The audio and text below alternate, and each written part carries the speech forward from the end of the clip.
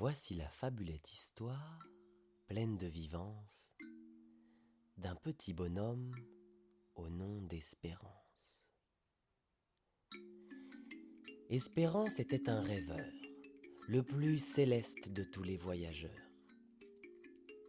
Il passait sa vie à contempler, observer, méditer, persuadé que cela lui permettrait de trouver sa destinée. Ce fameux pourquoi il était né. Cependant, quelque chose le tourmentait. Je porte la foi en moi. Pourquoi n'ai-je pas encore trouvé ma voie ? Cela le rendait profondément triste. Il lui manquait quelque chose. Ses rêves étaient bien là, dans son esprit. Mais comment faire pour les réaliser ? Il partit en quête d'une réponse à cette grande question. On lui parla d'un sage paysan, au fond d'une vallée, qui posséderait une très grande sagesse. On le disait illuminé. Il quitta son village pour aller le rencontrer.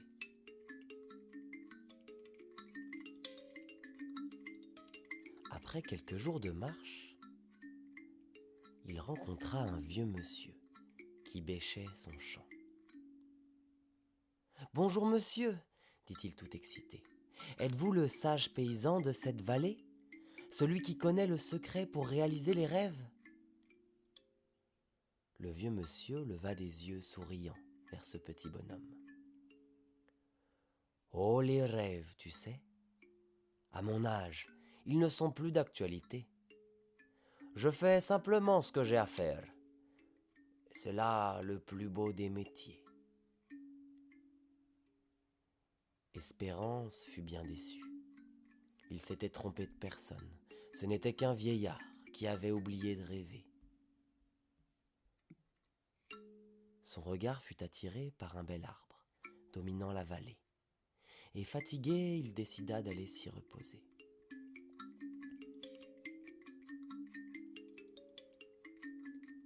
Assis en dessous de ce grand être, il commença à méditer. « Puisque c'est ainsi, je ne bougerai pas d'ici, tant que je n'aurai pas trouvé comment réaliser mes rêves. » Les secondes, les minutes, les heures, puis les jours passèrent. Il entra dans un état de profonde méditation. Il cherchait en lui, au plus profond. « Je vais trouver. J'ai presque trouvé. » Je sais à ce moment qu'il reçut un coup sur la tête. Une pomme de pin venait de lui tomber dessus. Levant les yeux, il croisa ceux d'un petit écureuil qui le regardait d'un air ahuri. Oh, c'en était trop! Une profonde rage monta en lui. Comment un petit écureuil, aussi bête, avait pu le sortir de sa quête? Frappé par ce coup rage en plein cœur, il grimpa sur l'arbre, à la poursuite de l'animal. Mais l'écureuil était bien plus agile. S'ensuivit un balai aérien, des plus comiques au cœur du grand être. Espérance sautait de branche en branche, animé par une puissance qu'il ne maîtrisait pas encore. Mais l'agile écureuil ne se laissait pas attraper. Au moment où Espérance croyait enfin l'atteindre, il se déployait de tout son long et bondissait encore plus haut. À force de grimper, de branchage en branchage, l'écureuil atteignit le sommet de l'arbre. « Il est fait !» pensa Espérance. Enfin, c'est ce qu'il espérait, car l'écureuil sauta, déploya ses pattes et se mit à planer tout en douceur. Espérance n'eut pas eu le temps de tempester. car il réalisa soudain qu'il était tout en haut d'un être gigantesque. Un immense vertige le secoua de la tête aux pieds. Il s'agrippa au tronc, encore tout tremblotant, et avec humilité demanda de l'aide à cet être. Celui-ci ne répondit pas. Enfin, pas tout de suite, ou plutôt pas de la manière habituelle. Car après quelques longues minutes perché en haut, cela monta en espérance. Qu'est-ce que cela ? Cela, c'était l'énergie de cet ancien, au corps d'écorce et aux bras de branche. Espérance sentit une sève, pleine de vie, couler en lui. Et il comprit, ou plutôt ressentit.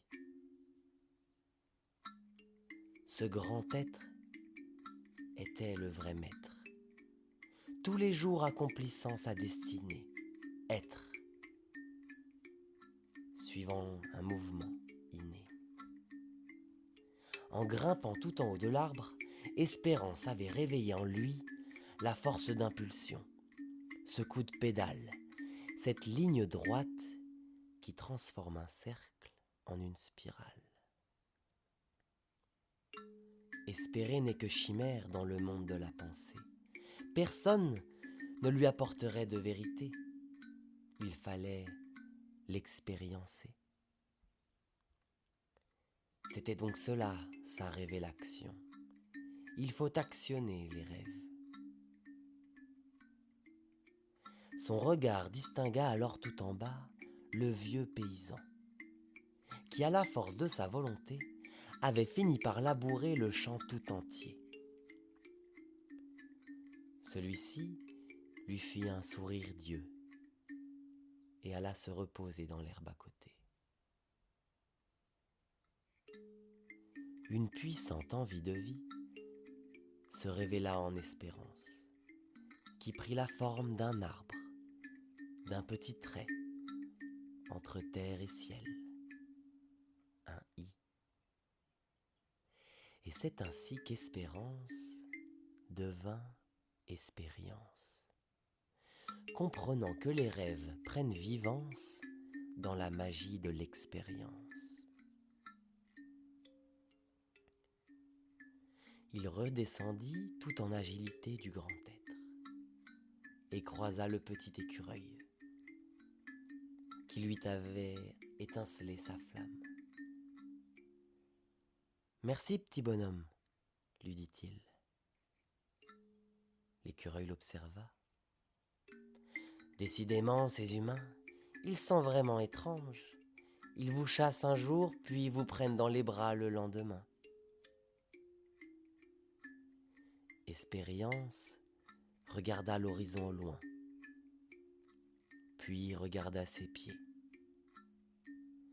C'est précisément à cet endroit, à cet instant, que tout allait commencer.